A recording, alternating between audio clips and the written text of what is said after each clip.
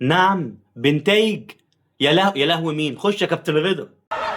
يا لهوي يا لهوي. تعالى يا ابو الصحاب، لو مش متابعني تابعني وكمل معايا الفيديو. بنتايج ماله بنتايج؟ ما هو ما ينفعش يا جماعه، المنظومه بتاعتنا احنا في بن ناقص لنا. احنا عندنا بن رمضان وبن شرقي، في التالتة بقى الثلاثيه، وهو مين؟ بنتايج. ايه بتقول ايه؟ بنتايج ماله يا عم؟ ما تسيبوا لنا بنت، حتى بنتايج طمعانين فيه. بنتايج طبعا الوكيل بتاعه طلع وبيقول ان احنا بنحترم نادي الزمالك ومش عارف ايه وبتاع، بس نادي الزمالك لازم يحترمنا ويحترم العقود بتاعتنا، واحنا لينا مستحقات ولينا مش عارف ايه، وعمال يتكلم. وطبعا القصص دي والحاجات دي احنا مرينا عليها قبل كده. فبنتايج قريب، قريب من النادي الاهلي، وفي كلام عليه، في كلام عليه من النادي الاهلي، بس هيتم؟ لا دي بقى لسه مع الاداره ولسه هيدرسوها، بس هتبقى قاضيه للزمالك تاني. والله الزمالك صعبان عليا اقسم بالله.